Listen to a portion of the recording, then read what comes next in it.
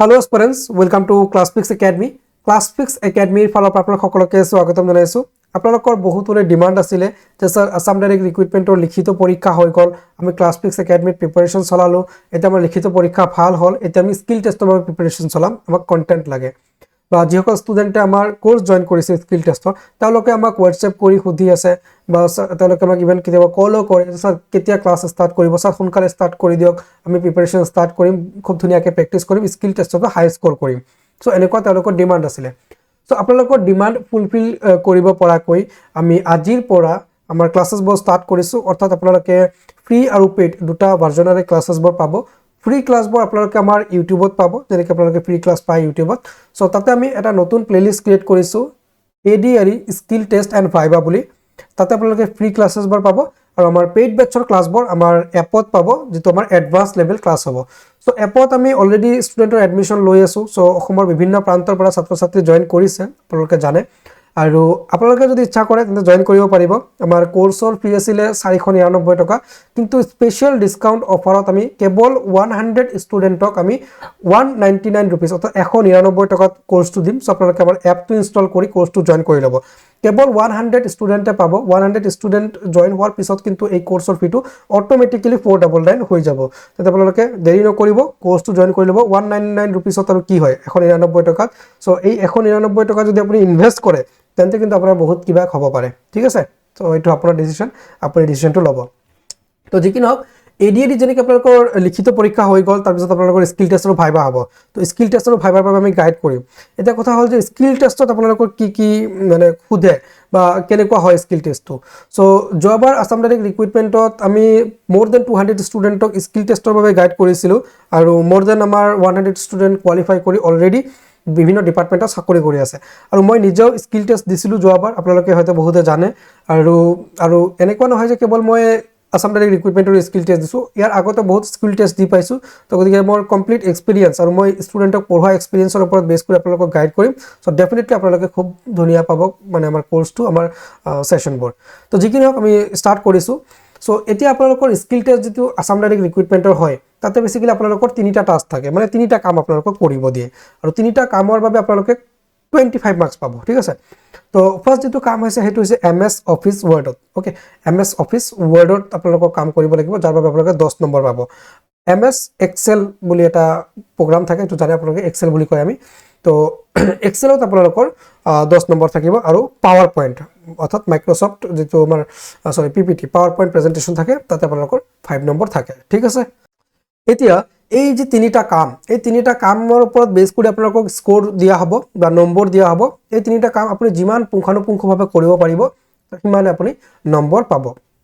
তো যি কি নহওক আপোনালোকৰ স্কিল টেষ্টৰ প্ৰসেছত তিনিটা কাম কৰিব দিয়ে MS Word Excel PowerPoint তাতে টাইপিংৰ কোনো ৰিকুৱাৰমেন্ট নাথাকে যে আপুনি ইমানটা ওয়াৰ্ড টাইপ কৰিব লাগিব কিন্তু আপোনাক কিবা টাস্ক দিব সেই টাস্কটো আপুনি সময়ত কমপ্লিট কৰিব লাগিব তাতে আপোনালোকক টাইপিংটো টেষ্ট হৈ যায় তো যি কি নহওক আপোনালোকৰ স্কিল টেষ্টত এমএস ওয়াৰ্ড যেটো আপোনালোকে উইন্ডো দেখা পাইছে এমএস ওয়াৰ্ড দেন আপোনালোকৰ এক্সেল এই আপোনালোকে এক্সেলৰ উইন্ডো দেখা পাইছে এক্সেলত কাম কৰিব দিব আৰু আপোনালোকক পাৱাৰ পইণ্টত কাম কৰিব দিব এতিয়া ফাৰ্স্ট অফ অল আপোনালোকৰ যেটো এমএস ওয়াৰ্ডটো আপোনালোকে ওপেন কেনেকৈ কৰিব বা ইয়াৰ ইন্ট্ৰোডাকচন কি হয় হেতু আমি আজিৰ ক্লাছত বুজাই দিম দেন আপোনালোকক প্ৰতিটো বিষয়ত এমএস অফিসৰ পুংখানুপুংখভাৱে মই বুজাই দিম আপোনালোকৰ কোনো ডাউট নাথাকে কোনো অসুবিধা নাথাকে এমএস অফিস খুব ধুনীয়াকৈ ক্লিয়াৰ হৈ যাব তাৰ পিছত MS Excel then PowerPoint আমি কভাৰ কৰি দিম ঠিক আছে তো ফাৰ্স্ট অফ অল এতিয়া আপোনালোকে এমএস অফিসটো ওপেন কৰিবৰ বাবে বিভিন্ন মেথড আছে সো আপোনালোকে যিকোনো এটা মেথড ইউজ কৰি আপোনালোকে এমএস অফিসটো ওপেন কৰিব পাৰে ফাৰ্স্ট অফ অল আপোনালোকৰ উইন্ডোজৰ ওপৰত এটা হয়তো আইকন থাকিব এমএস অফিসৰ যত আপোনালোকে ডাবল ক্লিক কৰি ওপেন কৰিব পাৰে বা আপোনালোকৰ যেটো ষ্টাৰ মেনু থাকিব ষ্টাৰ মেনুটো আপোনালোকৰ ইয়াতে অল এপ থাকিব অল এপত গৈ আপোনালোকে এমএস অফিস সাৰ্চ কৰি আপোনালোকে এমএস অফিসটো ওপেন কৰিব পাৰে আদাৰৱাইজ আপোনালোকৰ এনেকে যদি টাস্ক বাৰত থাকে এমএস অফিস তেন্তে ইয়াতে আপোনালোকে ডাবল ক্লিক কৰি দিয়াৰ লগে লগে এমএস অফিসটো ওপেন হ'ব ঠিক আছে তো এতিয়া এমএস অফিস ওপেন হোৱাৰ লগে লগে আপোনালোকৰ সন্মুখত এনেকুৱা এটা পেজ আহিব যত আপোনালোকৰ এই লেফট সাইডে আপুনি যিমান কাম কৰিছে গোটেই কামখিনি থাকিব যদি আপুনি একো কাম কৰা নাই ইয়াৰ আগতে তেন্তে হেতু নাথাকে তো ইয়াতে আপোনালোকক চাওক about Assam যেটো আমি নোটস ৰেডি কৰি আছো সেই নোটসটো ইয়াতে আছে ইয়াতে আসাম জিকে নোট আছে ইয়াতে আমি সিডিপি নোট বনাইছো হেতু আছে ইন্ডিয়ান হিষ্ট্রি নোট আছে about Assamৰ নোট আছে তাৰপিছত ইয়াতে আমাৰ ক্লাছপিক্স একাডেমিৰ মক টেষ্টৰ হেৰিবিলাক আছে, মক টেষ্টবিলাক আছে। তো ডিফাৰেণ্ট ফাইলছ যিবোৰ আমি কাম কৰিছোঁ গোটেইখিনি ইয়াতে আছে। চ' ইয়াৰ পৰা যদি আপোনালোকে কিবা এটা অপেন কৰিব বিচাৰে তেতিয়া অপেন কৰিব পাৰে, কিন্তু আপুনি যিহেতু স্কিল টেষ্ট দিব আপোনাক নতুনকৈ ক্ৰিয়েট কৰিব লাগিব। চ' তেনে ক্ষেত্ৰত আপোনালোকক ব্লেংক ডকুমেণ্ট ল'ব লাগিব। চ' ব্লেংক ডকুমেণ্ট এইটো একেবাৰে ব্লেংক থাকিব, আৰু ইয়াতে আপোনালোকে দেখা পাইছে ডিফাৰেণ্ট টেম্পলেটছ। ত' টেম্পলেটছবিলাক কেতিয়া প্ৰয়োজন হয়, ছাপ'জ আপুনি বায়'ডাটা বনাব, এটা ষ্টাইলিছ বায়'ডাটা বনাব, তেতিয়া আপুনি এনেকুৱা টেম্পলেট ইউজ কৰি বনাব পাৰে, বা আপুনি এটা চাৰ্টিফিকেট বনাব তেতিয়া আপুনি টেম্পলেট ইউজ কৰি বনাব পাৰে। কিন্তু স্কিল টেষ্টত তেনেকৈ টেম্পলেট ইউজ কৰিব নালাগে, জাষ্ট আমি চিম্পলি ব্লেংক ডকুমেণ্ট এটা অপেন কৰিব লাগে। চ' এনেকৈ আপোনালোকে ব্লেংক ডকুমেণ্টত ক্লিক কৰি দিয়াৰ লগে লগে অপেন হৈ যাব। চ' এতিয়া ব্লেংক ডকুমেণ্টত আপোনালোকে যিটো দেখা পাইছে এইটো হৈছে MS অফিচৰ উইণ্ড'। এতিয়া এই MS অফিচৰ উইণ্ডত কি আছে, ক'ত মানে কোনখিনি ঠাইক কি বুলি কোৱা হয় সেইখিনি বুজাই দিম। দেন আপোনালোকক প্ৰতিটো পইণ্টৰ বিষয়ে পুংখানুপুংখভাৱে বুজাই দিয়া হ'ব কোনটোৰ সহায়ত কি কাম কৰা হয়। চ' MS অফিচৰ যিটো প্ৰথমে যিটো দেখা পাইছে ডকুমেণ্ট বুলি, এই ডকুমেণ্ট বুলি যিটো ঠাই আছে এইখিনি ঠাই ইয়াৰে পৰা এইখিনিলৈকে আপোনালোকৰ যদি কাৰ্চাৰটো দেখা পাইছে এইখিনিলৈকে ঠাইক কি বুলি কোৱা হয়, টাইটেল বাৰ বুলি কোৱা হয়। ঠিক আছে, কি বুলি কোৱা হয়, টাইটেল বাৰ। আপোনালোকে এনেকৈ খুব ধুনীয়াকৈ ড্ৰ কৰি লিখি ৰাখিব, আৰু স্পেচিয়েল নোটো আমি দি দিম কিন্তু, ঠিক আছে, যিটো আমাৰ এপত আপোনালোকে পাব। চ' ইয়াতে আপোনালোকে এইটো টাইটেল বাৰ বুলি কয়, আৰু ইয়াতে টাইটেল বাৰৰ কাষত যিটো আপোনালোকে দেখা পাইছে ইয়াতে আপোনালোকৰ MS ৱৰ্ডৰ এটা চিম্বল আছে,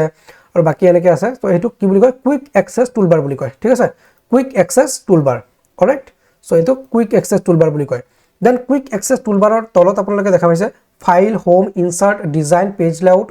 reference, mailings, review and view. So' এইবোৰ হৈছে আপোনালোকৰ মেনু, আৰু এই যিটো বাৰ আছে এইটোক মেনু বাৰ বুলি কোৱা হয়। ঠিক আছে, চ' মেনু বাৰত আপোনালোকৰ কি থাকে, ফাইল থাকে, হোম থাকে, ইনচাৰ্ট থাকে, design, page layout, reference, mailings, review and view. এইটো হৈছে আমাৰ মেনু বাৰ। আৰু ইয়াৰ ৰাইট চাইডে চাওক আপোনালোকে ইয়াতে মিনিমাইজ আছে, মেক্সিমাইজ আছে, আৰু আমাৰ চ' ইয়াতে আপোনালোকৰ প্ৰতিটো মেনু পুংখানুপুংখভাৱে অধ্যয়ন কৰিব লাগিব, কাৰণ এই মেনুবোৰতে আমি কামখিনি কৰিব পাৰোঁ। তো আমি প্ৰতিটো মেনু পুংখানুপুংখভাৱে অধ্যয়ন কৰিম। আৰু ইয়াতে মাজত যিখিনি ঠাই আপোনালোকে দেখা পাইছে এইখিনি ঠাইক ৱৰ্কিং এৰিয়া বুলি কয়। ঠিক আছে, যিটো পেজ আপোনালোকে দেখা পাইছে ইয়াক ৱৰ্কিং এৰিয়া বুলি কয়। তাৰ ওপৰত আপোনালোকে দেখা পাইছে 1 2 3 এনেকৈ লিখা আছে, এইটোক ৰুলাৰ বুলি কয়। ঠিক আছে, অৰ্থাৎ আপোনালোকে যদি পেজত মাৰ্জিন দিয়ে চ' এই ৰুলাৰৰ সহায়ত আপোনালোকে মাৰ্জিন দিব। অ'কে, ৰুলাৰ এইফালে এটা আছে, এইফালে এটা ৰুলাৰ আছে, কাৰেক্ট। চ' এইটো ৰুলাৰ, এইটো ৱৰ্কিং এৰিয়া। দেন ইয়াতে আমাৰ ষ্টেটাছ বাৰ আছে। ষ্টেটাছ বাৰত আমি কিমান পেজত আছোঁ, কিমান নম্বৰ পেজত আছোঁ, কিমানটা পেজৰ কিমান নম্বৰ পেজত আছোঁ সেইটো গোটেইখিনি গম পাই যায়। কিমানটা ৱৰ্ড আমি টাইপ কৰিছোঁ, আৰু ডকুমেণ্ট আমি কিহত টাইপ কৰি আছোঁ সেই গোটেইখিনি আমি ষ্টেটাছ পাই যাওঁ। ঠিক আছে, এইফালে আমাৰ জুম মেনু আছে। চ' জুম মেনুৰ সহায়ত আমি কি কৰিব পাৰোঁ, পেজটোক জুম আউট, জুম ইন কৰিব পাৰোঁ। ঠিক আছে, এইটো এনেকৈ আমি জুম আউট কৰিলোঁ, এতিয়া আমি জুম ইনো কৰিব পাৰোঁ। ঠিক আছে, চ' এইটো কমপ্লিটলি আমি মেনেজ কৰিব পাৰোঁ, জুম ইন, জুম আউট গোটেইখিনি আমি কৰিব পাৰোঁ। 100%ত কাম কৰিলে বেছি বেটাৰ হয়। ঠিক আছে, চ' এইটো মেনু বাৰ, যেনেকৈ home, insert, design, page layout, reference, mailings, review and view, এই গোটেইকেইটা মেনুৰ ওপৰত আপোনালোকৰ কাম কৰিব লাগিব। আৰু প্ৰতিটো মেনুৰ যিবিলাক ৰিবনত যিবিলাক হেৰি আছে, কাম আছে, যেনেকৈ ইয়াতে আমাৰ হোম মেনুত ক্লিপবৰ্ড আছে, তাৰপিছত হোম মেনুত আমাৰ ফণ্ট আছে, হোম মেনুত আমাৰ পেৰাগ্ৰাফ আছে। এই গোটেইখিনি কিন্তু আমাক পুংখানুপুংখভাৱে অধ্যয়ন কৰিব লাগিব। যেনেকৈ ফণ্টত গৈ আমি কি কাম কৰিব পাৰোঁ, ফণ্ট, তাৰপিছত এডভান্সত আমি গৈ কি কাম কৰিব পাৰোঁ, এই গোটেইখিনি আমাক কভাৰ কৰিব লাগিব, আৰু এইখিনি আমি কভাৰ কৰিম। তো স্কিল টেষ্টত আপোনালোকে ফাৰ্ষ্ট অফ অল এটা বিষয়ৰ ওপৰত গুৰুত্ব দিব, আৰু সেই বিষয়টো হৈছে যে আপোনালোকৰ টাইপিং। ঠিক আছে, টাইপিং যদি আপোনালোকে নাজানে তেতিয়া কিন্তু আপোনালোকৰ স্কিল টেষ্টত বহুত মানে পিছুৱাই যাব। আপোনালোকে কেৱল মেনুৰ কাম জানিলে নহ'ব, আপোনালোকৰ টাইপিঙো লাগিব। তো প্ৰথমে আমি আপোনালোকক এটা ছাজেশ্যন দিছোঁ বা গাইডেন্স এটা দিছোঁ, সেইটো হৈছে যে আপোনালোকে টাইপিং কৰিব। কীবৰ্ডত নেদেখাকৈ আপোনালোকে যিমান স্পীডত টাইপ কৰিব পাৰিব সিমানে আপোনালোকে কিন্তু এডভান্টেজ পাব ADREৰ স্কিল টেষ্টত। চাওক, আপোনালোকৰ ADRE স্কিল টেষ্টত কিন্তু কোনো ধৰণৰ মানে টাইপিং টেষ্ট নহয় যে আপোনালোকৰ ইমান ৱৰ্ড পাৰ মিনিটত কাউণ্ট কৰিব লাগে, 35 40 60 এনেকৈ কোনো ৱৰ্ড কাউণ্ট নাই। কিন্তু আপোনালোকক কেৱল টাস্ক দিব, কিন্তু সেই টাস্কবিলাক ফুলফিল কৰিব যদি আপুনি বিচাৰে সময়ত, তেন্তে আপোনাৰ টাইপিং স্পীড থাকিব লাগিব। সেই গতিকে মই আপোনালোকক কৈছোঁ যে আপোনালোকে প্ৰথম অৱস্থাত টাইপিং কৰিব কীবৰ্ডৰ ওপৰত নচোৱাকৈ। যেনেকৈ আপোনালোকে ASDF তাৰপিছত JKL:, এইটো আপোনালোকে প্ৰথমে প্ৰেক্টিছ কৰিব। ASDF স্পেচ JKL:, এইটো টাইপ কৰিব। দেন আকৌ স্পেচ দিব ASDF স্পেচ JKL কোলন এইটো আপোনালোকে টাইপ কৰিব নেদেখাকে যিমান পাৰে এটলিষ্ট আপোনালোকে দিনত 1 ঘণ্টা বা 2 ঘণ্টা প্ৰেক্টিছ কৰিব এইটো আহি যাব দেন আপোনালোকে তাৰ ওপৰখিনি প্ৰেক্টিছ কৰিব মানে ওপৰত যেনেকৈ আপোনালোকৰ আছে QWERTYUIOP এইখিনি আপোনালোকে টাইপ কৰিব দেন তলৰ এলফাবেট কেইটা টাইপ কৰিব ঠিক আছে সো এইখিনি টাস্ক মই আপোনালোকক আজি দিছো যে আপোনালোকে জাস্ট কেবল আপোনালোকৰ কিবৰ্ডৰ ওপৰত হ্যান্ডটো ফ্ৰী কৰক মানে ASDF এনেকৈ আপোনালোকে টাইপ কৰক নচোৱাকে দেন বাকিখিনি আহি যাব লাহে লাহে ঠিক আছে সো প্ৰথম যেটো টাস্ক বা ফাৰ্স্ট ক্লাছৰ যেটো মই আপোনালোকক টাস্ক দিছো বা হোমৱৰ্ক দিছো হেতু হৈছে যে আপোনালোকে কেবল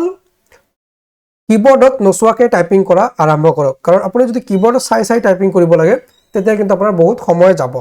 এটা আপুনি যদি স্কিল টেষ্টত যদি চাই টাইপ কৰিব লাগে তেতিয়া কিন্তু আপোনাৰ কি বহুত টাইম ওয়েষ্ট হ'ব আপুনি ভালকে মানে পাৰফৰ্ম কৰিব নোৱাৰিব সো নচোৱাকে আপোনালোকে টাইপিং কৰিব